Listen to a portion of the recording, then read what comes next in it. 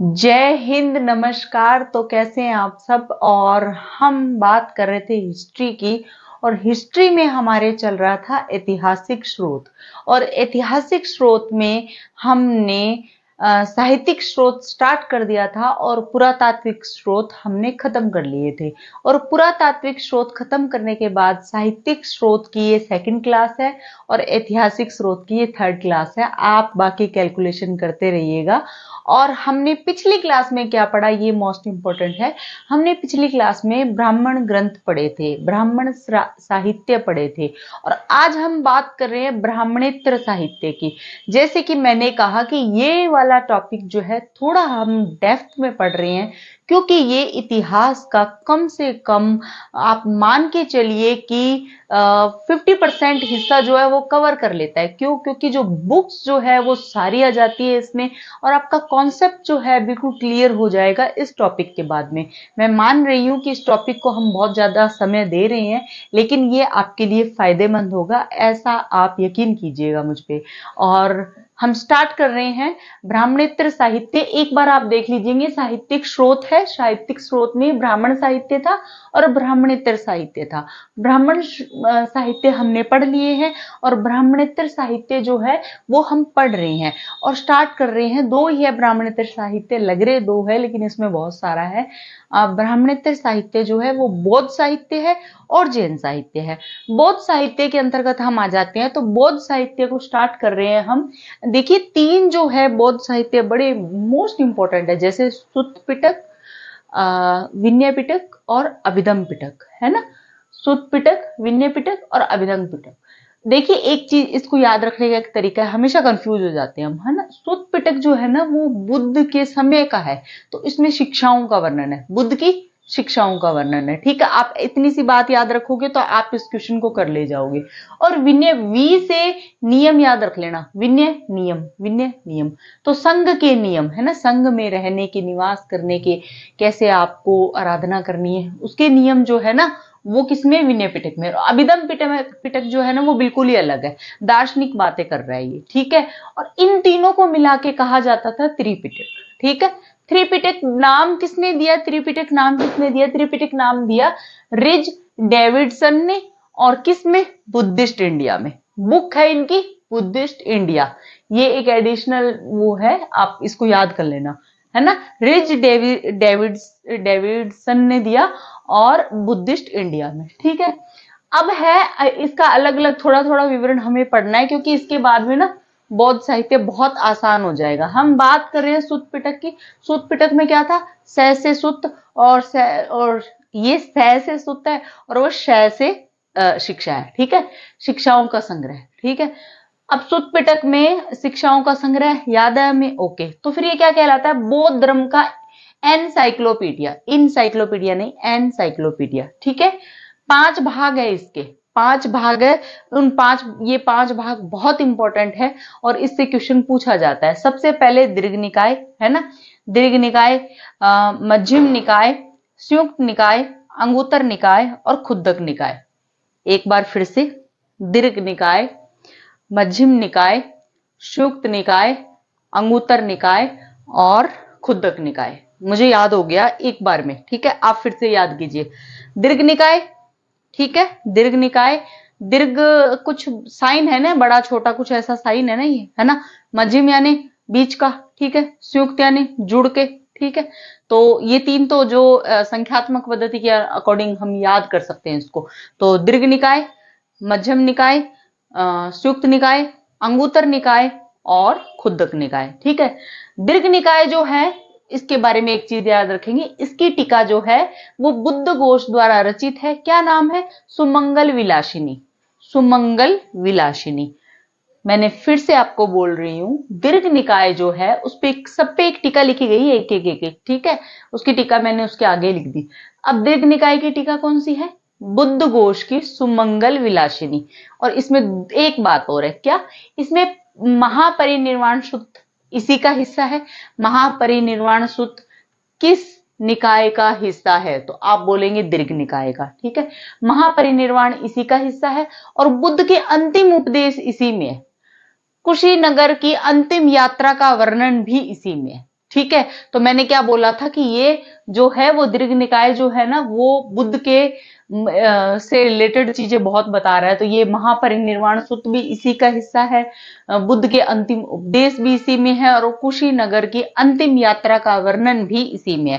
ठीक है, मंजिम निकाय है, उसकी टीका जो है वो पपड़च सुदनी है। ठीक है, ये बड़ा टफ सा नाम है, लेकिन फिर भी सुदनी से याद कर लेना इसको, है ना, सुदनी से याद कर लेना। फिर है संयुक्त निकाय। संयुक्त निकाय जो है वो सांख्य पपकाशिनी है। ठीक है, सांख्य पपकाशिनी। संयुक्त निकाय से स याद कर लेना। ठीक है, और अंगुत्तर निकाय जो है वो मनोरथ पूर्णी, ये तो याद हो जाएगा, मनोरथ पूर्णी। फिर से इसको याद करते हैं। दीर्घ निकाय, दीर्घ निकाय की बात चल रही थी, मैंने बोला दीर्घ निकाय की जो टीका है ना उसका नाम है बुद्ध चरित्र, बुद्ध घोष ने ये लिखी है और उसका नाम है सुमंगल विलासिनी। ठीक है, और इसमें क्या बातें हैं कि ये महापरिनिर्वाण सूत्र जो है वो इसी का हिस्सा है, दीर्घ निकाय का हिस्सा है महापरिनिर्वाण सूत्र। ठीक है, और बुद्ध के अंतिम उपदेशों का इसमें वर्णन है और कुशीनगर की अंतिम यात्रा का इसमें वर्णन है। ठीक है, सेकंड हमारा आ जाता है मंजिम निकाय। मंजिम निकाय जो है उसकी एक टीका है जो सुदनी करके कुछ है। ठीक है, और फिर तीसरा आ जाता है हमारे पास संयुक्त निकाय। संयुक्त निकाय की भी एक टीका है जो सांख्या पक वाशिनी ऐसा कुछ करके, मैं आप ही की तरफ देख के बोल रही हूँ। और फिर हमने 3 बातें लिख ली, और फिर अंगुत्तर निकाय भी मैंने पढ़ा था, सॉरी। अंगुत्तर निकाय जो है उसका है बड़ा सिंपल सा, मैंने कहा था कि ये तो मनोरथ पूर्णी है, तो मनोरथ पूर्ण हो जाएंगे। ठीक है, अब आ जाता है खुद्दक निकाय। खुद्दक निकाय जो है उसकी टीका नहीं है, लेकिन आपको एक ध्यान रखना है, खुद्दक निकाय पद्यात्मक शैली में लिखा गया है और ये जो है वो गद्यात्मक, ऊपर वाले 4 जो है वो गद्यात्मक शैली में है और ये एक खुद्दक निकाय है वो पद्यात्मक शैली में है। मैं मान रही हूँ इस चीज को, ये काफी टफ है, लेकिन आप कोशिश कीजिएगा, आपको याद हो जाएगा पक्का, है ना। खुद्दक निकाय जो पद्यात्मक शैली में है। ठीक है, इसके बारे में 2-4 बातें हैं वो हमें याद रखनी है। ये जातक कथाओं का वर्णन करता है ना, जातक कथाओं का वर्णन कौन करता है? खुद्दक निकाय, है ना। खुद जातक कथाएं क्या थी, इसके बारे में 2 बात और याद रखनी है, क्या गद्य पद्य दोनों में लिखे गए हैं, और ये बुद्ध के पुनर्जन्म की कहानियां बताता है। ठीक है, जातक कथाएं बुद्ध के पुनर्जन्म की कहानियां बताता है। ठीक है, अब जो है इसमें कई ग्रंथ है जो ना ऐसे आ सकते हैं, जैसे मान लो वो ग्रंथ दे दिए और ऐसे पूछ लिया जाएगा ये किससे संबंधित है, तो एक बार भी इन ग्रंथ को हम पढ़ लेंगे ना तो हमें पता लग जाएगा किससे संबंधित है। ठीक है, खुद्दक निकाय से, और खुद्दक निकाय नहीं दिया हो तो आपको क्या करना है, सुत्त पिटक। ठीक है, क्योंकि ये नहीं दे के ये भी दे सकता है। ठीक है, तो खुद्दक पाठ, ठीक है, खुद्दक पाठ तो हमें याद हो जाएगा क्योंकि खुद्दक निकाय का ही है। खुद्दक पाठ, सुत निपात, सुत भी याद हो जाएगा क्योंकि ये सुत के अंदर ही खुद्दक आ रहा है ना, तो फिर सुत भी याद हो जाएगा। विमान वत्थु, ठीक है, विमान वत्थु, खुद्दक विमान वत्थु। ठीक है, और थोरी गाथा, थोरी गाथा को लेके एक क्वेश्चन आया हुआ है, इसमें आईएएस में आया हुआ है, यूपीएससी में आया हुआ है कि थोरी गाथा किससे संबंधित है। तो ये तो बहुत ही अच्छा था, उसमें क्या लिखा हुआ था, जैन धर्म, बौद्ध धर्म और भागवत धर्म, और इनमें से कोई नहीं। तो ये बड़ा इजी था, है ना। लेकिन क्या है, इतना डेप्थ में जाके हम ना कंफ्यूज हो जाएंगे जैन धर्म और बौद्ध धर्म में। तो थोरी गाथा किससे संबंधित है? खुद्दक निकाय से। खुद्दक निकाय किससे संबंधित है? सुत्त पिटक से। सुत्त पिटक किससे संबंधित है? सुत्त पिटक किससे संबंधित है? ब्राह्मणेतर से, नहीं, बौद्ध धर्म से। बौद्ध धर्म किससे संबंधित है? ब्राह्मणेतर से, है ना। ऐसे चेन बनती जा रही है, याद रखना है हमें। और बुद्धवंश, बुद्धवंश आपको अपने आप याद रह जाएगा। धम्मपद, है ना, धम्मपद याद रखना है। धम्मपद क्या है? धम्मपद को ना बौद्ध धर्म की गीता कहा जाता है। ठीक है, बौद्ध धर्म की गीता किसे कहा जाता है? धम्मपद को। धम्मपद किससे संबंधित है? खुद्दक निकाय से। खुद्दक निकाय किससे संबंधित है? सुत्त पिटक से। सुत्त पिटक किससे संबंधित है? बौद्ध धर्म से। ठीक है, ये चेन जो है हम याद रखेंगे। एक छोटी सी बात और रह गई है, मंजिम निकाय में बुद्ध और महावीर स्वामी जो है उनके मिलन की बात की गई है कि उन्होंने आपस में बातचीत की थी, मिले थे वो। ठीक है, इतनी सी बात। तो हम चल रहे हैं नेक्स्ट स्लाइड पे। एक बार आप इसको अच्छे से देखोगे और फिर जब मैं नेक्स्ट स्लाइड हम आते हैं उस पे, तो आप मुझे खुद बताओगे कि हमने क्या क्या पढ़ा। ठीक है, चलते हैं। तो अब हम बात कर रहे हैं नेक्स्ट स्लाइड की, और पिछली स्लाइड में आपने बौद्ध साहित्य पढ़े थे। बौद्ध साहित्य की शुरुआत की थी, मैं ये कहूंगी, और वहां पे हमने ये तीन मेन जो है त्रिपिटक जिसको बोला जाता है, सुत्त साहित्य और विनय साहित्य और अभिधम साहित्य, उनके बारे में थोड़ा थोड़ा ब्रीफ आइडिया हमने लिया था। और उसके बाद में हमने सुत्त पिटक को स्टार्ट कर दिया था।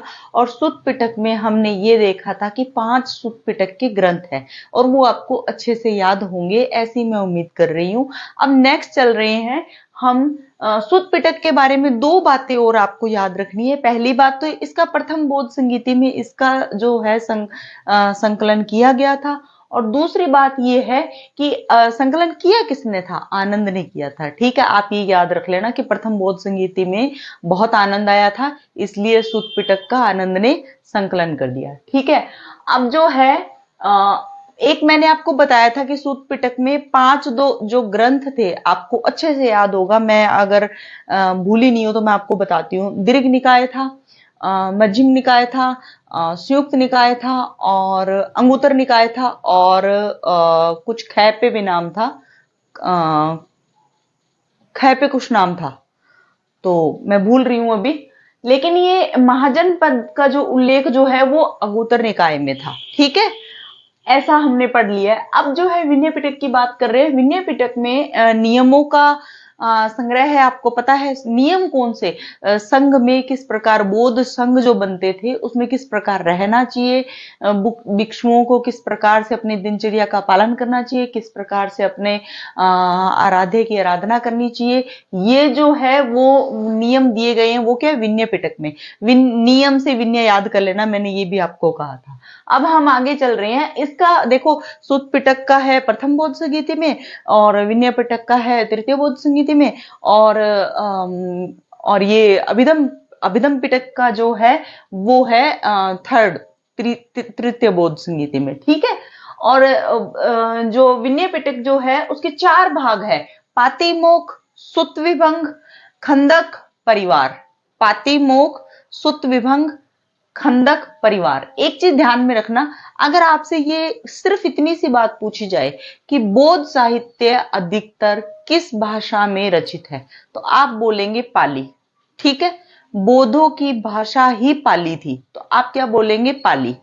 ठीक है, अब मैंने ये बोला कि तृतीय बोध संगीति में उपाली ने विनय पिटक की रचना की, जिसमें नियमों का संकलन किया गया है। उपाली ने दूसरी बोध संगीति में विनय पिटक की रचना की और जिसमें नियमों का संकलन किया गया है। उसके 4 भाग है: पातिमोक्ष, सुत्त विभंग, खंदक, परिवार। याद हो गया ना? पातिमोक्ष, सुत्त विभंग, खंदक, परिवार। ठीक है, अब है तीसरा अभिधम पिटक। अभिधम पिटक के लिए मैंने ये बताया कि ये तीसरी बौद्ध संगीति में इसका संकलन किया गया है और दार्शनिक शिक्षाओं का, मैंने ये कहा था कि दार्शनिक शिक्षाओं के को समर्पित है ये, और मोगलीपुत्र तिष्य द्वारा संकलित है ये। ठीक है, मोगलीपुत्र तिष्य द्वारा संकलित है ये। जितना अभिधम पिटक, सबसे बड़ा नाम सुत्त विनय से सबसे बड़ा नाम यही है ना, अभिधम पिटक का, इसलिए मोगलीपुत्र तिष्य द्वारा संकलित ये भी सबसे बड़ा नाम ही है। ठीक है, इस तरीके का कुछ रिलेशन बना के याद कर सकते हैं, है ना। और इसमें एक ग्रंथ है ना, वो मोस्ट इंपॉर्टेंट है, इसको याद रखना है। ये लिखा भी मोगलीपुत्र तिष्य ने है। ठीक है, ये लिखा भी मोगलीपुत्र तिष्य ने है और कथावथु ग्रंथ जिसको बोला जाता है। ठीक है, अब जो है बौद्ध साहित्य पे हम आ जाते हैं। ये बड़े मोस्ट इंपॉर्टेंट साहित्य है। ऐसा नहीं है कि सारे बौद्ध साहित्य हम करने वाले, नहीं, सारे नहीं करेंगे।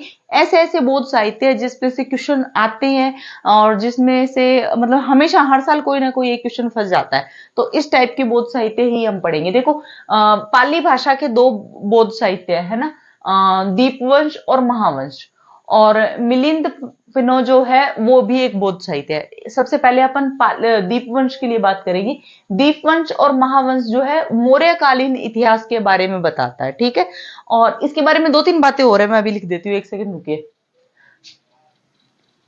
दीपवंश और महावंश के बारे में 2-3 बातें हो रही है, 1 सेकंड। इसके आगे लिख लीजिएगा, आप लिख लीजिएगा, दीपवंश और महावंश के बारे में लिख लीजिए। श्रीलंका के बौद्ध साहित्य कहलाते हैं और महानाभ द्वारा रचित है। महानाभ द्वारा रचित है।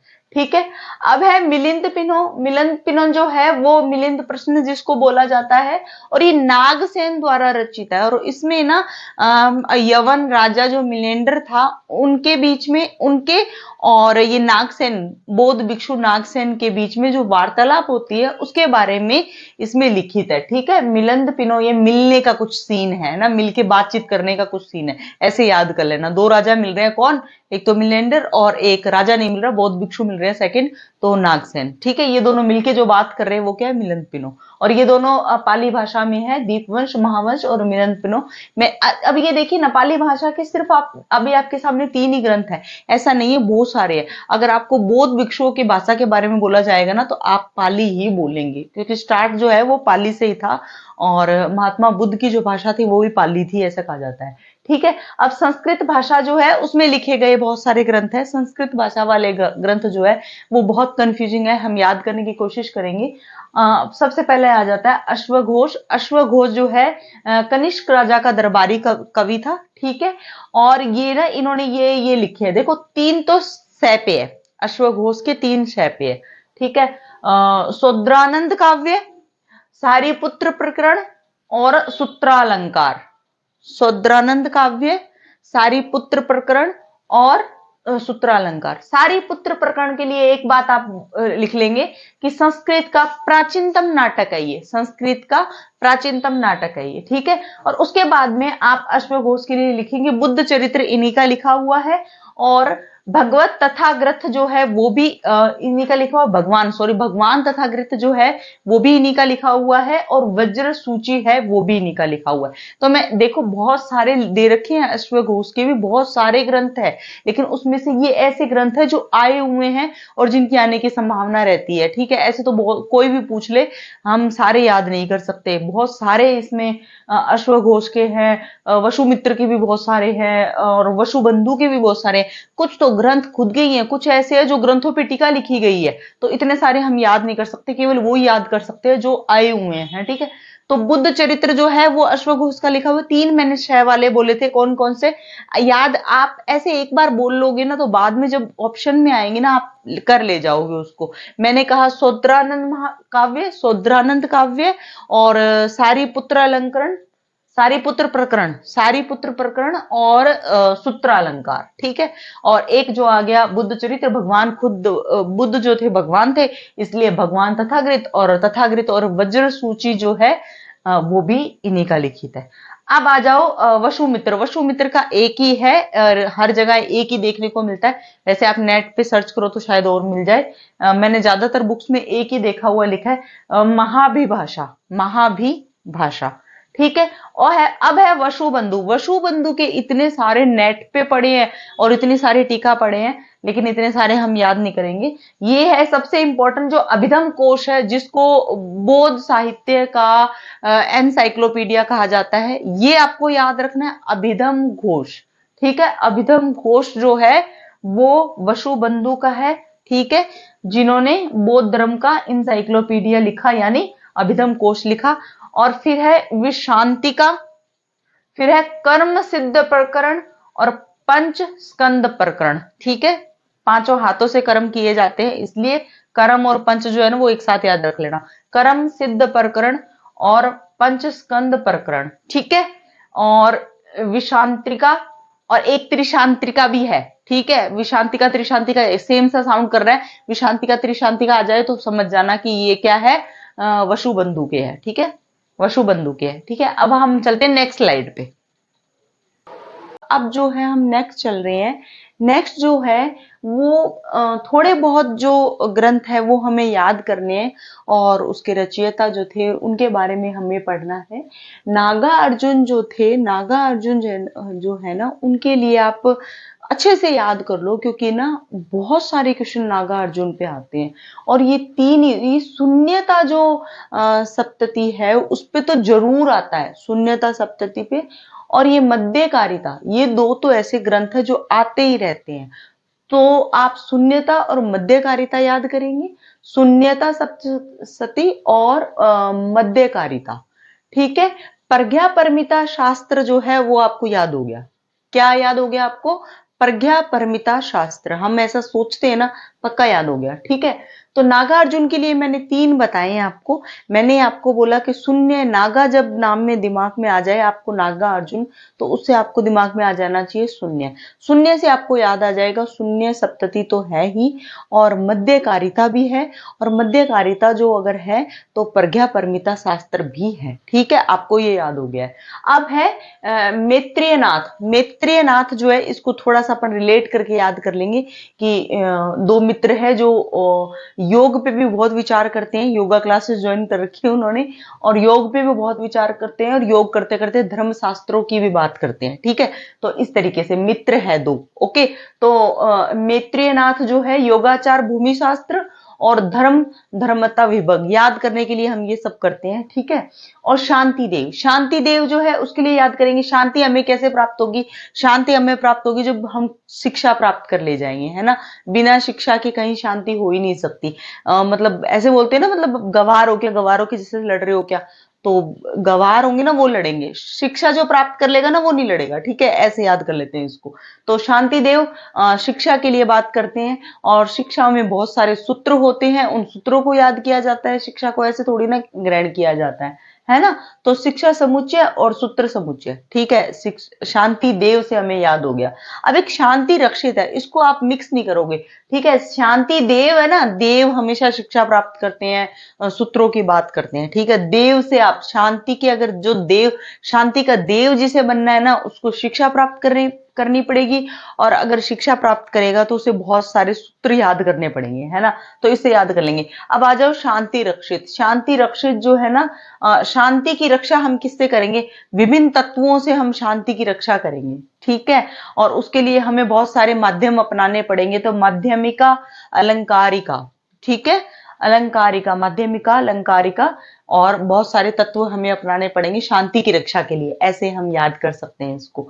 बुद्ध घोष, बुद्ध घोष इतना इंपॉर्टेंट है, हमेशा आता है। अश्व घोष हुआ, बुद्ध घोष हुआ। अश्व घोष तो आपको याद होंगे, 6 थे ना इसमें, 3 तो सैपे थे, याद करो, 3 सैपे थे।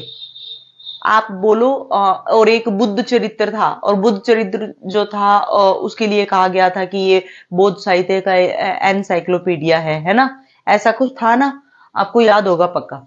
तो बुद्ध घोष जो है वो विशुद्धि मग था, ठीक है। सामंत पाशादिका और सुमंगल विलासिनी। सुमंगल विलासिनी पहले भी आया है ना, जब हमने पहले पढ़ा था सुमंगल विलासिनी आया हुआ है ना, आप याद कीजिएगा। सुमंगल विलासिनी हमने पहले भी पढ़ा है, ठीक है। फिर से हम याद कर रहे हैं, बुद्ध घोष की बात कर रहे हैं। बुद्ध घोष में क्या क्या है?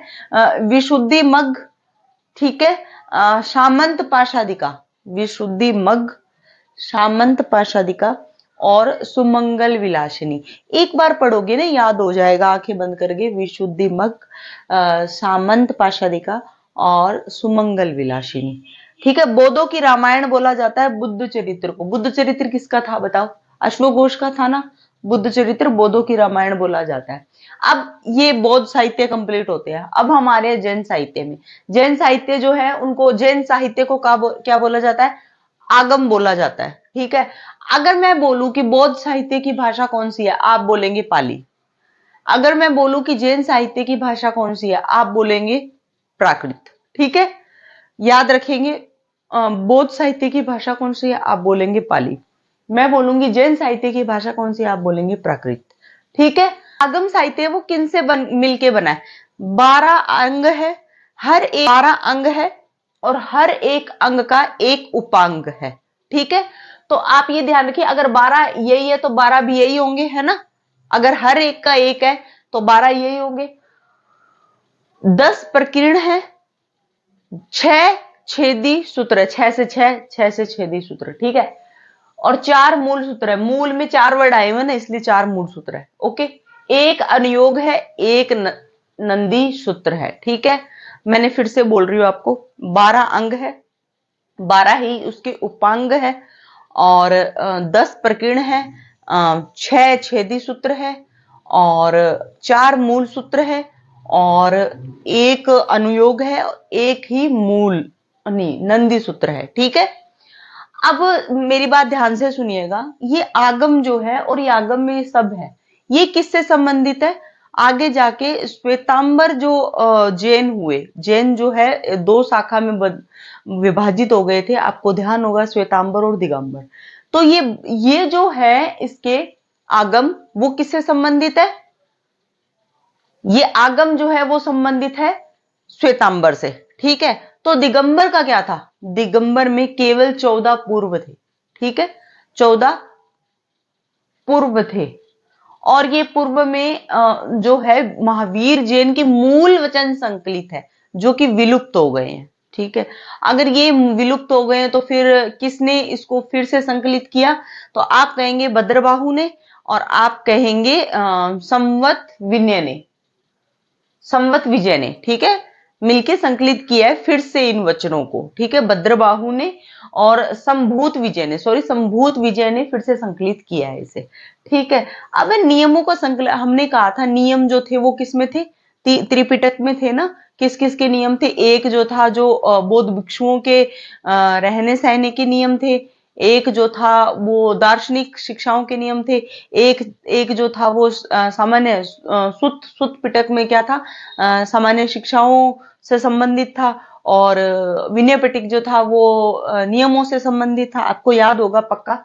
यहाँ पे भी नियम है, यहाँ पे भी नियम है, लेकिन भिक्षुओं के जो नियम है वो है आचरांग सूत्र में, और उपासकों के जो नियम है ये है उवासद दशाओं में, ठीक है। आप ये बोलेंगे ये अलग अलग नियम कैसे हुए? देखो भिक्षु जो कौन हो गए?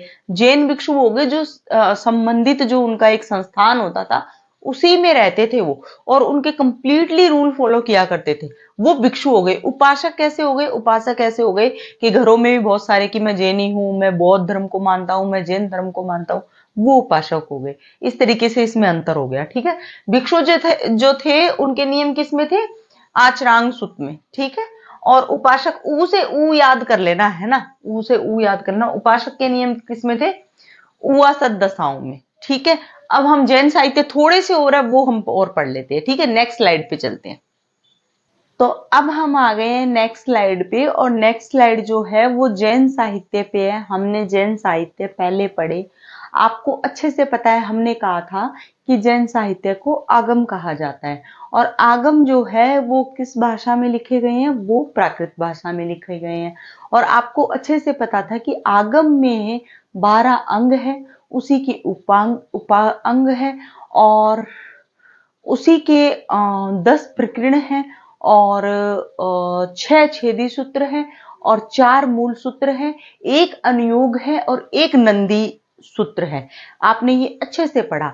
और उसके बाद में आपने ये भी देखा कि महावीर जैन जो है उनकी सच में जो मतलब उनकी वास्तविक जो शिक्षाएं हैं वो संकलित थी। 1 सेकेंड।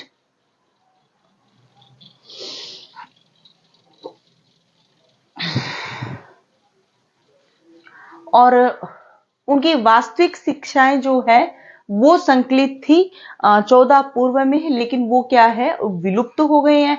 और विलुप्त हो गए हैं तो उनकी शिक्षाएं किसने वापस से संकलित की? किसने पुनः संकलित की, मैं ये कहूंगी, तो वो कही भद्रबाहु ने, और एक जो था वो संभूत विजय ने, है ना। इन दोनों ने मिलके उनकी शिक्षाओं का पुनः संकलन किया। और आपने ये भी पढ़ा था कि भिक्षुओं के लिए अलग से नियम थे जो कि अचरांग सूत्र में थे, और इसके लिए उपासक के लिए अलग से नियम थे जो कि उपासद दशाओं ऐसा कुछ करके था, उनमें थे। अब आ रहे हैं नेक्स्ट जो है वो हमारे ग्रंथ। और ये जैन साहित्य के मतलब ऐसे तो आप ये मानिए बौद्ध साहित्य में, जैन साहित्य में बहुत सारे ग्रंथ हैं, वो उतने सारे ग्रंथ याद करना बहुत ही डिफिकल्ट है, आप कर नहीं पाओगे। और या फिर अगर आपको फिर उसी को पूरा समय नहीं देना, बहुत सारे टॉपिक्स हैं जिनको समय देना बहुत जरूरी है। तो आप जैन साहित्य में भी और बौद्ध साहित्य में भी आप कुछ मुख्य मुख्य टॉपिक जो है या मुख्य मुख्य जो ग्रंथ है वो ही याद कर सकते हो आप, है ना। तो इसी के लिए मैं आपसे बात कर रही हूं। आचार्य हेमचंद्र जो है उनकी एक परिशिष्ट पर्वन एक ग्रंथ है जो कि प्राचीन माना जाता है जैन ग्रंथों में, और सबसे महत्वपूर्ण भी माना जाता है। ये जो है परिशिष्ट पर्वन जो है वो एक बहुत बड़ा सा नाम है, सलाका पुरुषकृत ऐसा कुछ करके नाम है, त्रिशिष्टि सलाका पुरुष चरित जो है उस पे लिखा गया है। मैंने इतना बड़ा नाम लिखा नहीं है, मुझे नहीं लगता वो आएगा, लेकिन ऐसा आप याद रख लेना कि हेमचंद्र जी की जो ये परिशिष्ट परवन है वो कुछ शलाका पुरुष चरित्र पे लिखी गई है। ठीक है, याद रख लेना। मुझे लगता नहीं इतना बड़ा नाम तो फिर आरपीएससी का टाइपराइटर ही नहीं टाइप कर पाएगा, हिंदी है ना।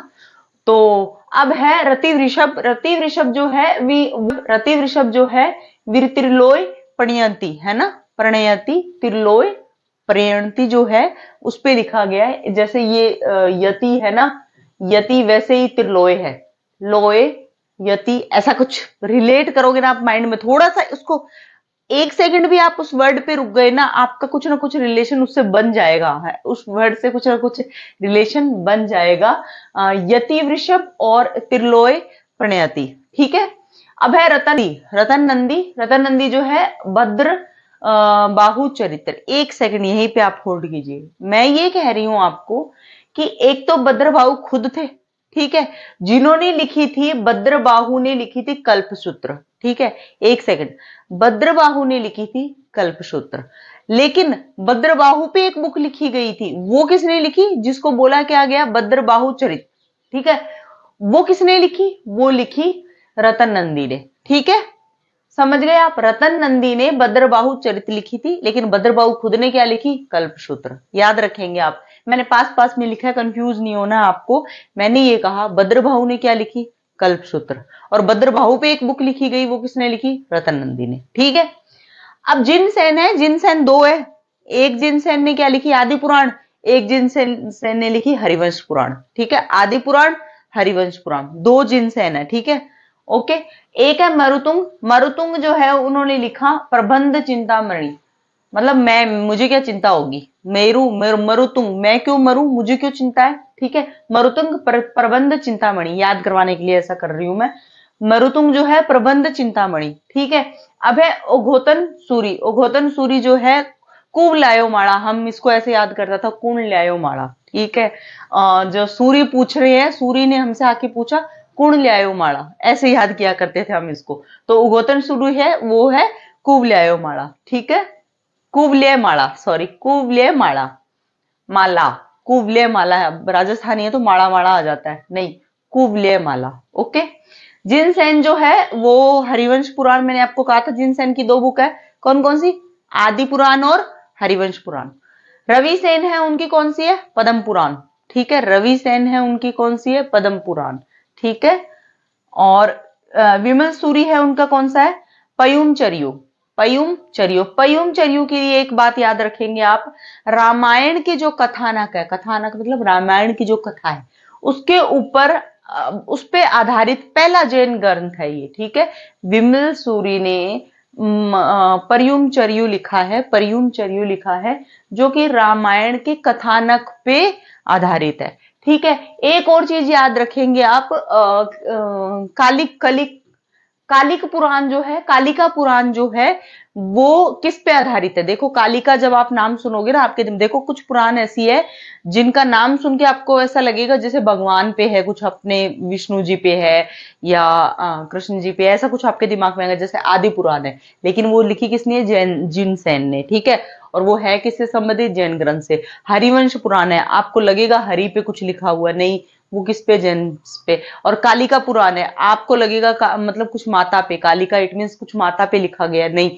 जैन पे लिखा गया। मैं ये कंफ्यूजन वाले पहले आपको बोल के बता रही हूँ, इससे क्या कंफ्यूजन अभी यहीं पे दूर हो जाएगा। और एक भगवती सूत्र में 16 महाजनपदों का उल्लेख किया है। जैन बौद्ध में भी कुछ ऐसा एक जगह है जहां 16 महाजनपदों का उल्लेख किया, आप बताइए। मेरे ख्याल से अंगुत्तर निकाय में 16 महाजनपदों का उल्लेख हुआ है। ठीक है, शायद, है ना, आप देखिएगा, इसको चेक कीजिएगा अंगुत्तर निकाय में। और अंगुत्तर निकाय में वहां है तो यहाँ कहाँ है, भगवती पुराण में। ठीक है, भगवती सूत्र में, सॉरी, भगवती सूत्र में भगवती सूत्र में 16 महाजनपदों का उल्लेख किया गया है। ठीक है, हम चल रहे हैं नेक्स्ट स्लाइड पे। नेक्स्ट स्लाइड संभवतः है लौकिक साहित्य की होगी। लौकिक साहित्य भी कह सकते हैं इसको, धर्म निरपेक्ष साहित्य भी कह सकते हैं हमें। इनमें बहुत सारी चीजें आ जाएगी, जैसे कालिदास आ जाएंगे, इसमें कौटिल्य आ जाएंगे, विष्णु गुप्त आ जाएंगे। बहुत मेन इंपॉर्टेंट जो कवि है उनके बारे में हम बात करेंगे, और जिनको लेके क्वेश्चन मोस्टली आ जाते हैं। ठीक है, चलते हैं हम नेक्स्ट स्लाइड पे। तो अब हम आ गए हैं हमारी नेक्स्ट स्लाइड पे, और हमने बात की थी पहले बौद्ध साहित्य की और जैन साहित्य की। ये जो है आपको मैं थोड़ा सा रिवर्स में लेके जाऊंगी। ये हमारे चल रहे थे ब्राह्मण ग्रंथ और ब्राह्मणेतर ग्रंथ, है ना। ब्राह्मण ग्रंथ में हमने बहुत सारी चीजें पढ़ी थी, जैसे हमने पढ़े थे वेद, पढ़े थे हमने पुराण पढ़े थे। उसे वेद के बाद अगर आप सीक्वेंस वाइज देखें तो वेदों के एक ब्राह्मण ग्रंथ हुआ करते थे, उनका एक अरण्यक हुआ करता था, उनके उपनिषद हुआ करते थे, उनसे संबंधित और भी जैसे वेदांग जो हुआ करते थे, और उसके बारे में हमने पढ़ा पुराण पढ़े, हमने महाकाव्य पढ़े, हमने सूत्र पढ़े, हमने स्मृति पढ़ी, है ना। हमने बहुत सारी बातें पढ़ी। अब उसके बाद में हम डायरेक्ट आ गए थे ब्राह्मणेतर पे। ब्राह्मणेतर पे हमने बौद्ध साहित्य पढ़े पहले, और उसके बाद में हमने जैन साहित्य पढ़े। बहुत स्लो स्लो, बहुत आराम आराम से ये करवाया जा रहा है। उसका रीजन ये है, बहुत टफ पढ़ते हैं और हमें याद बड़ी मुश्किल से होते हैं। लेकिन हाँ, एक बार अगर आपने एक बार भी पढ़ लिए ना, तो जब आप ऑप्शंस देखोगे तो आप क्लिक कर ले जाओगे उसको। तो ऐसा मेरा मानना है कि आपको कम से कम 2 बार ये वीडियो देखना चाहिए। एक बार आप कम स्पीड में देख सकते हो, एक बार आप 1.75 की स्पीड से देख सकते हो। तो हम बात कर रहे थे ग्रंथों की, और ग्रंथों में हमने जैन साहित्य पढ़ लिए, बौद्ध साहित्य पढ़ लिए। अब एक जो है टाइप्स ऑफ ग्रंथ, कैसे लौकिक साहित्य, है ना, लौकिक साहित्य, और या फिर इसको धर्म निरपेक्ष साहित्य भी बोलते हैं। क्यों बोलते हैं? क्योंकि ये किसी धर्म से रिलेटेड नहीं होते हैं। ये राजाओं के उनकी क्रियाविधि से रिलेटेड होते हैं, उनके जो प्रशासन की शैली थी उनसे रिलेटेड होते हैं। तो हम जो बात कर रहे हैं, और इनमें एक और चीज है जो आपको मैं बोलना चाहूंगी। जैसे मान लीजिए कोई पहले ग्रंथ तो जो था वो बड़ा सिंपल आया करता था। जैसे मान लीजिए कि कौटिल्य ने या विष्णुगुप्त ने या चाणक्य ने कौन सा ग्रंथ लिखा, तो आप बोल देंगे अर्थशास्त्र लिखा, ठीक है। फिर बाद में ये भी आने लग गया कि अर्थशास्त्र किससे संबंधित है, आप इसका भी रिप्लाई देने लग गए। अब आरपीएससी और भी एडवांस होती जा रही है। अब वो अध्याय भी पूछ लेते हैं, अब वो और भी कई रिलेटेड बातें पूछ लेते हैं। तो जब कोई ग्रंथ इतना फेमस है, इतना प्रसिद्ध है, तो हमें उसके बारे में बहुत सारी बातें जान लेनी चाहिए। क्योंकि अब जो है यूपीएससी, सॉरी यूपीएससी नहीं कहूंगी मैं, आरपीएससी अपना दायरा बढ़ा रही है। अब वो घिसी पिटी जो पहले क्वेश्चन आया करते थे उन पे वो नहीं चलती है, ठीक है। तो मैंने ये कुछ बातें हैं जो ऐड की है, और हमें ये पढ़नी ही होगी, और कोई इलाज हमारे पास है ही नहीं। देखिए, ये जो है कौटिल्य, विष्णुगुप्त, चाणक्य बड़ा फेमस है। इसके ऊपर इतने सारे सीरियल बन गए हैं, आपको अच्छे से पता होगा इनके बारे में। तो ये अर्थशास्त्र जो है इन्होंने लिखी है। अर्थशास्त्र इकोनॉमिक्स से बिल्कुल भी रिलेटेड नहीं था। आपको मैं बता दूं, ये राज्य की व्यवस्थाओं से रिलेटेड था, मौर्यकालीन प्रशासन से रिलेटेड था, ठीक है। ये 4वीं शताब्दी में लिखा गया था, और चंद्रगुप्त के समय लिखा गया था। हमने सबने वो सीरियल जो आया करता था देखा हुआ है, हमें याद होगा चंद्रगुप्त जो था उसके लिए बहुत सारे प्रयास किए थे कौटिल्य ने, ठीक है। तो इसमें क्या था, ये एक क्वेश्चन जो है ये यूपीएससी में, हाँ, आईएएस का जो एग्जाम था उसमें आया हुआ था। इसमें 15 अधिकरण है, ठीक है, 150 अध्याय है, ठीक है, 180 विषय है ना। 15 और 150 तो मैं समझ में आ जाएगा। देखो, 15 अधिकरण है, ठीक है, 150 अध्याय है। इतनी मोटी सारी बुक है तो 150 अध्याय तो होंगे ही होंगे, ठीक है। और 180 विषय, किन किन विषयों पे बात की गई है? 180 विषयों पे बात की गई है, ठीक है। अब जो है इसमें विषय क्या था, इसमें राज व्यवस्था की बात की गई है, राज्य व्यवस्था की बात की गई है, इसमें मौर्यकालीन प्रशासन की बात की गई है, ठीक है। इसमें ना 2 टीका भी लिखी गई है। इस ग्रंथ पे 2 टीका लिखी गई है। टीका क्या नाम है उसका? उसका है प्रतिपद पंचिका, जिसको लिखा था भट्ट स्वामी ने। प्रतिपद पंचिका, जिसको लिखा था भट्ट स्वामी ने। और दूसरी है नई चंद्रिका, जिसको लिखा था माधव यजुआ ने, ठीक है। मैंने क्या बोला, 2 टीका लिखी गई थी। कौन सी? प्रतिपद पंचिका, जिसको लिखा था भट्ट स्वामी ने, और एक दूसरी है जिसको लिखा था माधव यजुआ ने, और उसका नाम क्या है? उसका नाम है नई चंद्रिका, ठीक है। अब बस ये इतनी सी बात हम इसके बारे में पढ़ेंगे, ज्यादा नहीं पढ़ेंगे। फिर अब आ जाती है विशाल दत्त। विशाल दत्त के 2 ग्रंथ है। हालांकि ये देवी चंद्रगुप्तम जो है वो विलुप्त हो गया है, लेकिन ऐसा पूछ लिया जाता है कि देवी चंद्रगुप्तम किसका लिखा हुआ है, तो आप बात करेंगे विशाल दत्त ने ये देवी चंद्रगुप्तम लिखा गया है। और मुद्रा राक्षस बड़ा ही फेमस है, हमेशा जाने क्या ही प्रेम है इससे, ये क्वेश्चन आ ही जाता है ना। तो ये जो है ये अपभ्रंश भाषा में है। कैसा अपभ्रंश भाषा किसकी? ये संस्कृत की अपभ्रंश भाषा है। मतलब हिंदी की भी अपभ्रंश भाषा होती है ना, तो ये संस्कृत की अपभ्रंश भाषा है। ठीक है, ये नायिका विहीन ग्रंथ है। ये संस्कृत का सबसे बड़ा नायिका विहीन ग्रंथ है, इसमें नायिका का कोई रोल नहीं है। ठीक है, तो हमने बात किसकी की? हमने बात की विशाल दत्त की। और विशाल दत्त ने 2 ग्रंथ लिखे हैं, मुद्रा राक्षस लिखा है और देवी चंद्रगुप्तम लिखा है। देवी चंद्रगुप्तम विलुप्त हो गया है, लेकिन क्वेश्चन आ जाता है। और मुद्रा राक्षस जो है वो मुद्रा राक्षस जो है अपभ्रंश भाषा में है, संस्कृत के अपभ्रंश भाषा में। ठीक है, और ये नायिका विहीन ग्रंथ है। कौन सा? मुद्रा राक्षस। ठीक है, राक्षस है ना उसमें, इसलिए नायिका नहीं है, ऐसे याद रख लेंगे इसको।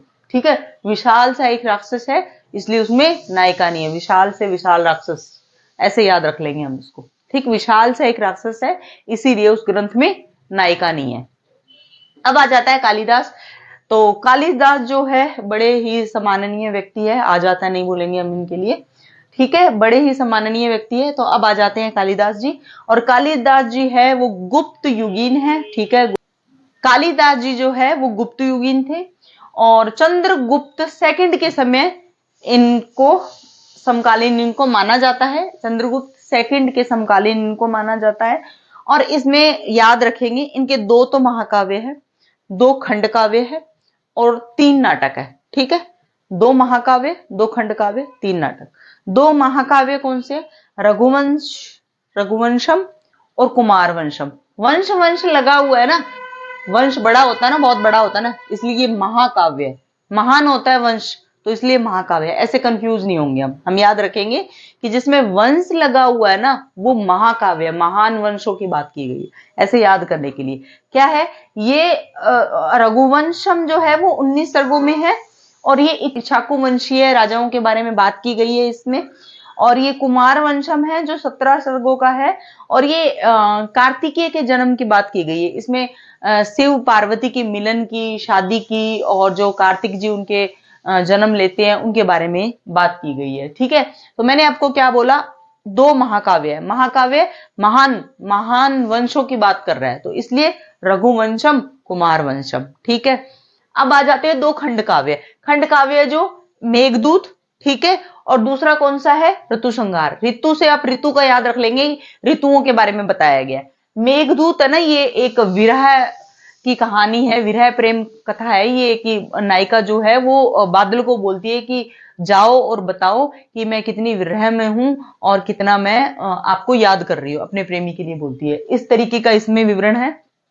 अब जो है नाटक, नाटक 3 है इसमें, ये याद रह जाते हैं। देखो, अभिज्ञान शकुंतलम, शकुंतला और दुष्यंत की प्रेम कथा है इसमें। विक्रमो वंशीय इसमें पूर्वारंभा रमा और ये उर्वशी की प्रेम कथा है। और मालविका अग्निमित्रम, ठीक है, ये मालविका और अग्निमित्र की प्रेम कथा है। ठीक है, अब ये आ जाता है एक और, शूद्रक। शूद्रक जो है वो मृच्छकटिकम नामक एक ग्रंथ लिखते हैं और ये जन सामान्य को समर्पित प्रथम ग्रंथ है, जन सामान्य को समर्पित है। इसमें राजाओं का विवरण नहीं है, इनमें जो राजा की प्रजा थी, जन सामान्य, बिल्कुल उसके बारे में बात की गई है। क्या? शूद्रक और मच्छकटिकम। विष्णु शर्मा जी है, आपको अच्छे से पता है, पंचतंत्र इन्होंने लिखा था। 50 से अधिक विदेशी भाषाओं में इसका अनुवाद किया गया है और पहली बार इसका अनुवाद अरबी में किया गया था और जिसको बोला जाता है कलीलाबा दमीना दिमना, कलीलाबा दिमना, अरबी भाषा में लिखा गया ये पहला ग्रंथ है, पहला अनुवाद है। ठीक है, और हमने ये बात कर ली। अब हम चलते हैं नेक्स्ट स्लाइड पे। देखिए, हमने जितना पढ़ा है वीडियो में, आप अच्छे से जानते हैं कि ये सारा फैक्चुअल है और फैक्ट्स जो होते हैं वो याद करने बहुत मुश्किल होते हैं, तो मैं इस वीडियो की लेंथ उतना ही रखना चाह रही हूँ। आप एक बार फिर से रिवाइज़ कीजिएगा। हाँ, जो पिछली वीडियो थी उसमें मैं PYQ नहीं डाल पाई थी, और क्योंकि मैंने ये भी सोचा था कि साहित्यिक स्रोत के PYQ मैं एक साथ ही डाल दूँगी। ये PYQ मैंने डाले हैं, हाँ उतने नहीं हैं, और भी आएंगे PYQ नेक्स्ट वाली वीडियो में, जहाँ आप विदेशी यात्रियों के जो विवरण पढ़ेंगे उसमें हम फिर से PYQ और देखेंगे। ये PYQ जो है जितना हमने पढ़ा है उससे रिलेवेंट है, आप देख सकते हैं इसको। पहला PYQ हम देख रहे हैं, संस्कृत व्याकरण में अष्टाध्यायी की रचयिता निम्नलिखित में से कौन से थे। आपको अच्छे से पता है पतंजलि जो थे उन्होंने लिखा था महाभाष्य, और पाणिनि जो है उन्होंने लिखा था अष्टाध्यायी, है ना। और कालिदास के लिए मैंने कहा था कि 2 खंड काव्य है, 2 महाकाव्य है और 3 नाटक है। और बाण भट्ट का भी आपको पता है अच्छे से कि ये इन्होंने कौन सा लिखा था, आप कमेंट्स कीजिएगा, ठीक है। अब आ जाता है नेक्स्ट PYQ, भारतीय इतिहास के साहित्यिक स्रोत के संबंध में निम्नलिखित कथनों में से कौन सा सही है और कौन सा नहीं है, ये बताना है आपको। तो इसमें जातक कथाएं बुद्धकालीन राजनीतिक घटनाओं की जानकारी देती है, ठीक है। इसमें और कौटिल्य द्वारा रचित अर्थशास्त्र मुख्यतः एक आर्थिक ग्रंथ है। ये मैंने आपको पहले ही बता दिया था कि ये आर्थिक ग्रंथ नहीं है, ये राजनीतिक व्यवस्थाओं की बातें कर रहा है, ठीक है। और ये कालिदास की रचनाओं में गुप्तकालीन उत्तरी और मध्य भारत के सामाजिक जीवन की जानकारी मिलती है। अब आप ही बताइए इसमें कौन सा सही हो सकता है। दूसरा तो इसमें कतई सही नहीं हो सकता, आपको खुद को दिखाई दे रहा होगा। तो फिर क्या जिसमें 1 और 2 है कट हो गया, 2 और 3 है कट हो गया, और लास्ट वाला जो है 1 2 3 है कट हो गया, तो सही आंसर क्या आ गया, ठीक है। ये हमारा PYQ हो जाता है कंप्लीट। आप समझ पा रहे हैं मैं आपको क्या कह रही हूँ। आप एक ही चीज़ से आप सिर्फ एक ही आपने पढ़ा और वहीं से आप इसका आंसर ले जा रहे हो कि आर्थिक ग्रंथ ये नहीं था, ठीक है, ये राजनीतिक व्यवस्थाओं के बारे में था। तो उससे हमको 2 चीज़ें और क्लियर हो जाती है कि जातक कथाएं जो है वो बुद्धकालीन राजनीतिक व्यवस्था के बारे में चर्चा करती है, ठीक है। अब नेक्स्ट आ रहे हैं हम अब देखिए हम नेक्स्ट PYQ देख रहे हैं, भारतीय इतिहास के साहित्यिक स्रोत के संदर्भ में निम्नलिखित कथनों पर विचार कीजिए। देखिए पहला जो है वो है प्राचीन भारत में पांडुलिपियां प्राकृत भाषा में मेष चर्म तथा काष्ठ फलकों पर लिखी जाती थी। दूसरा है वेदांगों की रचना वैदिक मूल ग्रंथ के अर्थ को समझने के लिए की गई थी। और तीसरा है व्याकरण की रचना पाणिनि के द्वारा की गई थी। अब इन तीनों को हमें देखना है। देखिए पहला जो है उस पे आ रहे हैं हम। ये कह रहा है प्राचीन भारत में पांडुलिपियां प्राकृत भाषा में मेष चर्म और काष्ठ फलकों पर लिखी गई थी। ये गलत है। क्यों? क्योंकि प्राचीन भारत में पांडुलिपियां प्राकृत भाषा में लिखी गई थी, लेकिन ये भोजपत्रों और ताड़पत्रों पे लिखी गई थी, ठीक है। मेष चर्म और काष्ठ फलकों पे नहीं लिखी गई थी। मेष चर्म और काष्ठ फलकों पे मध्य एशिया में जो पांडुलिपियां मिली है वहाँ लिखी गई थी, और प्राकृत भाषा जो है वो भारत से ही वहाँ पहुँची थी। वहाँ की पांडुलिपियां भी है वो भी प्राकृत भाषा में ही लिखी गई है, लेकिन वो है मेष चर्म पे और काष्ठ फलकों पे। लेकिन भारत में जो पांडुलिपियां पाई गई है वो भोजपत्रों पे लिखी गई है और वो ताड़पत्रों पे लिखी गई है। ये पॉइंट यहीं पे क्लियर हो जाता है। वेदांगों की रचना वैदिक मूल ग्रंथ का अर्थ समझाने के लिए की गई थी। यस, ये बिल्कुल सही है। और तीसरा भी सही है, व्याकरण की रचना पाणिनि द्वारा की गई थी। ये बिल्कुल सही है। तो इसमें जो आंसर आएगा वो आएगा ख, 2 और 3। नेक्स्ट आ जाता है निम्नलिखित में से वैदिक साहित्य का सही कर्म क्या होगा। एक सेकेंड, हाँ, निम्नलिखित में से वैदिक साहित्य का सही क्रम क्या होगा। देखिए वैदिक संहिताएं आरण्यक ब्राह्मण उपनिषद, ये गलत है। वैदिक संहिताएं ब्राह्मण आरण्यक उपनिषद, ये सही है, ठीक है। आप पहले ना ऐसे याद रख लीजिए, वैदिक संहिताएं तो है ही, यानी वेद तो है ही, और वेदों का एक एक ब्राह्मण ग्रंथ था तो ब्राह्मण ग्रंथ है ही। उसके बाद में आरण्यक और उपनिषद में कन्फ्यूजन होता है। आप याद क्या रख लेंगे, आ पहले आता है, ऊ बाद में आता है ना, इसलिए आरण्यक, ठीक है, उपनिषद बाद में। तो ये हमारा जो 2 PYQ है वो इसमें कंप्लीट हो जाता है। आप फिर से इस PYQ को देखें। पहला PYQ जो है आपको अच्छे से समझ में आ गया होगा कि। तो अब हम चल रहे हैं नेक्स्ट स्लाइड पे। नेक्स्ट स्लाइड जो है ना वो लास्ट वाला क्वेश्चन एक बार देखिए।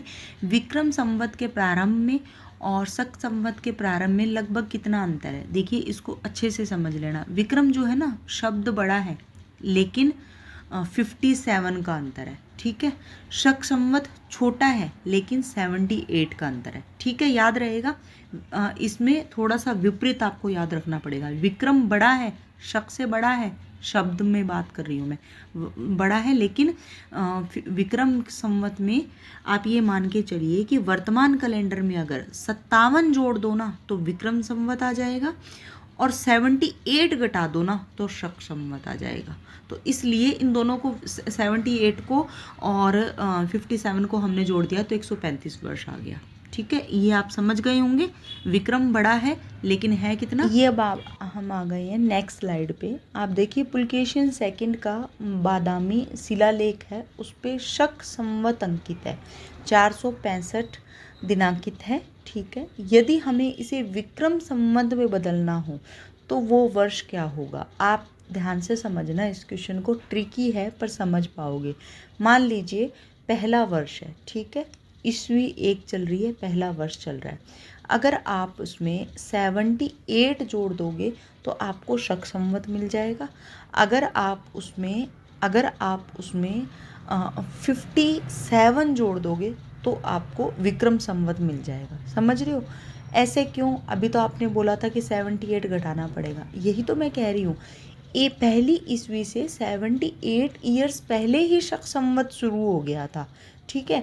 अगर ये शक संवत है, अगर आप इसको जानना है, अगर आपको सिर्फ शक संवत को, मैं ये कहूँ कि सिर्फ शक संवत को आप ना वर्ष में बदलो, तो मेरे को इसमें 78 प्लस करना होगा। अगर मैं इसमें 78 प्लस कर दूंगी तो हमें वर्तमान वर्ष मिल जाएगा। अब वर्तमान वर्ष मिलने के बाद में आपको विक्रमी संवत याद करना है। विक्रमी संवत याद करेंगे तो आपको उसमें 57 जोड़ना पड़ेगा। 57 जोड़ते के साथ ही आपको उसी विक्रमी संवत का बिल्कुल आपको आइडिया हो जाएगा। अब इसका आंसर जो आएगा वो 600 आएगा। अगर आप इसको नहीं समझ पाए हैं तो आप मुझे कमेंट्स करेंगे। फिर से मैं आपको बोल रही हूँ, आप सीधे सीधे मैं बता रही हूँ, 465 में 135 आपको जोड़ना है, क्योंकि आपको शक संवत को पहले वर्तमान वर्ष बनाना है, वर्तमान वर्ष को फिर से आपको विक्रम संवत बनाना है, ठीक है। अगर आप शक संवत को वर्तमान वर्ष बनाएंगे तो आपको 78 जोड़ना पड़ेगा। फिर आप वर्तमान वर्ष को विक्रम संवत बनाएंगे तो आपको 57 जोड़ना पड़ेगा, ठीक है। आपको समझ में आ गया होगा। अगर आपको फिर से समझ में नहीं आता है तो फिर आप मुझे कमेंट्स कीजिएगा। अब देखिए नीचे वाला जो है इसमें मिलान करना है। शक संवत है, आपको अच्छे से पता है कि ये 78 आएगा इसका आंसर। विक्रम संवत है, उसका आपको अच्छे से पता है 57 आएगा। और हिजरी संवत जो है वो आपको अच्छे से पता है 622 आएगा इसमें। और गुप्त संवत जो है वो 319 आएगा, आपको अच्छे से पता है। गुप्त का काल जब शुरू होता है लगभग उसी समय इनका संवत भी शुरू होता है। एक ही दो चीज़ें हैं जो भी थोड़ा देख लेना। देखिए एक तो काली संवत्सर लिखा हुआ है, मैंने हुआ आपको दिखाई नहीं दे रहा होगा बट मैं बोल रही हूँ, काली संवत्सर है ना। काली यानी जो कलयुग जो शुरू होता है, ठीक है। अभी आपने सुना होगा 5000 साल ही तो हुए हैं कलयुग के, 5000 साल ही तो हुए हैं कलयुग के। यही 5000 साल है, क्योंकि ये 3102 ईसा पूर्व पहले लगा है ये, और 2000 अब हो गए तो 5000 हो गए ना। तो ये वाला ही है वो काली, ठीक है। एक सेकंड, स्लाइड जो है चली गई थी। अपन बात कर रहे थे शक संवत की, आपको पता है 78 है ना। विक्रम संवत आपको पता है 57। हिजरी संवत जो है वो आपको 622 ईस्वी है। आपको पता है 500 समथिंग कुछ मोहम्मद साहब का जन्म हुआ था, और उसके बाद ही हिजरी संवत आता है। अली साहब ने शुरू किया था ये हिजरी संवत, ठीक है। याद रखेंगे एक और फैक्ट, अली साहब ने ये शुरू किया था। और गुप्त संवत जो है वो 319 ईस्वी से शुरू होता है, ठीक है। जब ये गुप्त काल आता है ना तभी से ये शुरू हो जाता है। एक और जो काली संवत्सर आप साइड में देख रहे हैं, आपको इतना विजिबल नहीं होगा बट मैं आपको बोल रही हूँ, साइड में बॉक्स में 2 संवत लिखे गए हैं। इन्हीं 2 संवत पे हम बात कर रहे हैं। इस साइड में जो लिखे हुए हैं, कली संवत्सर जो है, काली संवत्सर भी जिसको बोलते हैं, ये जो है वो कलयुग वाला ही है। देखिए 3000 साल तो बीती गई और 2000 साल ये, इसीलिए तो आपने बहुत सारी वीडियोस में देखे होंगे कि 5 साल तो हुए हैं अभी ये कलयुग के, तो ये वो वाले ही है। तो कली संवत्सर जो है वो 3102 ईसा पूर्व लगा था। और ये आ गया एक ग्रेगोरियन कैलेंडर। ग्रेगोरियन कैलेंडर जो है वो 1582 ईस्वी से शुरू होता है। तो आप इसको अच्छे से समझ गए होंगे। शक संवत समझ गए होंगे, विक्रम संवत समझ गए होंगे, और हिजरी संवत समझ गए होंगे, और गुप्त संवत समझ गए होंगे, और कली संवत्सर जो है वो भी आप समझ गए होंगे, और ग्रेगोरियन कैलेंडर जो है वो 1582 ईस्वी में शुरू होता है। अब जो है हम नेक्स्ट स्लाइड पे चल रहे हैं। नेक्स्ट स्लाइड जो है वो कह रही है,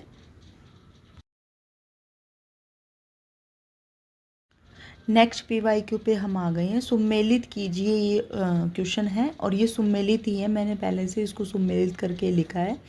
और मृच्छ कटिकम जो है वो है शूद्रक का, बुद्ध चरित जो है अश्वघोष का, और मुद्रा राक्षस विशाख दत्त का एक और था ना, देवी चंद्रगुप्तम, है ना। और चरित्र जो लिखा है वो लिखा है बाण भट्ट ने, है ना। ये पहले से सुमेलित है, मैंने इसको आंसर करके लिख दिया था। तो ये हमने अभी पढ़ के आए हैं, तो इसमें मुझे ज़्यादा बोलने की आवश्यकता है ही नहीं। एक और क्वेश्चन जो है वो हमने ये एक फैक्ट के तौर पे इस क्वेश्चन को देखेंगे, है हालांकि PYQ, हालांकि ये आया हुआ नेट GRF में है, लेकिन फिर भी जो कोई क्वेश्चन नेट GRF में आ जाए ना, वो RPSC उठा ले, ऐसा उसको बिल्कुल भी शंका नहीं है, वो उठा सकती है, ऐसे ध्यान रखिएगा आप, है ना। तो याज्ञवल्क्य स्मृति जो है उसके प्रसिद्ध टीकाकार अप्रांक जो है वो राजा थे, कहाँ के थे, ये थे शिलाकार राजवंश के, ठीक है, शिलाकार राजवंश के। नेक्स्ट PYQ देख रहे हैं, ये कैंग्यूर और तेंग्यूर जो है क्या है, तो ये भी एक नेट GRF में आया हुआ है, मैंने लिखा इसलिए कि बाय द वे अगर कॉपी करती है RPSC तो हमें ये पढ़ा हुआ हो। कैंग्यूर और तेंग्यूर, आप चीन के इतिहास नहीं है, ये बौद्ध साहित्य है, ठीक है। ये चीन का इतिहास लगा दो आप, क्या चाहे आप देख के, ठीक है, नहीं लगाना है। चलो नेक्स्ट, एक सेकंड। तो नेक्स्ट क्वेश्चन जो है वो है, गुप्त काल के दौरान मुद्रा राक्षस की रचना किसके द्वारा की गई थी, है ना। गुप्त काल के दौरान मुद्रा राक्षस का आपको अच्छे से पता है किसके द्वारा की, विशाख दत्त, है ना। अभी आपने ऊपर ही पढ़ा है, मुद्रा राक्षस विशाख दत्त, है ना। विशाल राक्षस था, ऐसा कुछ करके हमने याद किया था ना। अब आ गई है नेक्स्ट स्लाइड। नेक्स्ट स्लाइड है, गुप्त काल के दौरान मुद्रा राक्षस की रचना, ये फिर से आ गया है। अब नेक्स्ट क्वेश्चन देख रहे हैं। नेक्स्ट क्वेश्चन क्या है, विशाख दत्त के प्राचीन भारतीय नाटक मुद्रा राक्षस की विषय वस्तु क्या थी। ये IAS का क्वेश्चन है, 2002 में आया हुआ है। मैंने बोला ना, जो क्वेश्चन PYQ किसी एग्ज़ाम में आ गए हैं ना, तो RPSC उठा सकती है उन क्वेश्चंस को। आपको ये नहीं सोचना है कि IAS में आ गया तो ये नहीं आएगा, है ना। आया हुआ है तो उठाने के पूरे चांसेस रहते हैं। विशाख दत्त जो है उसके प्राचीन भारतीय नाटक मुद्रा राक्षस की विषय वस्तु क्या थी। ये प्राचीन हिंदू जनश्रुति के देवताओं और राक्षसों के बीच संघर्ष के बारे में था, नहीं। ये एक आर्य राजकुमार और ये महिला की प्रेम कथा थी, नहीं, ऐसा नहीं था। दो आर्य कबीलों के बीच सत्ता संघर्ष को लेकर कथा थी, नहीं, ये भी नहीं था। इसका आंसर है, चंद्रगुप्त मौर्य के समय में राज दरबार की दुर्भी संधियों के बारे में ये कथा थी, ठीक है। आपको ये इसकी विषय वस्तु जो थी वो चंद्रगुप्त मौर्य के समय की थी, ठीक है।